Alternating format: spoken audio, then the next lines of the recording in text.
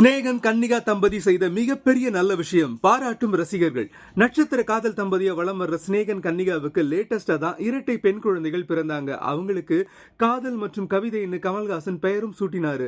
இதை தொடர்ந்து இரட்டை மகள்களோட இந்த தம்பதி தங்களுடைய வாழ்க்கைய ஒவ்வொரு நாளும் ரொம்பவே அனுபவிச்சு வாழ்ந்து வர்றாங்க. அது குறித்த வீடியோவையும் இணையத்துல போஸ்ட் பண்ணி வைரல் ஆக்குறாங்க. இப்படிப்பட்ட நிலையில இரட்டை மகள்களோட தங்களோட திருமண நாள ஸ்நேகனும் கன்னிகாவும் வித்தியாசமான முறைகளை செலிப்ரேட் பண்ணி இருக்காங்க.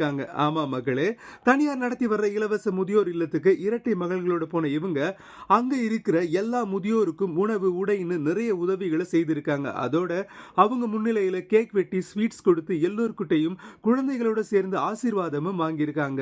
அங்க இருந்த ஒவ்வொரு முதியவரும் 2 குழந்தைகளையும் தூக்கி கொஞ்சி ஆசீர்வாதம் செய்தது பார்க்கிற எல்லோரையும் நெகிழ்ச்சி ஆக்குச்சு.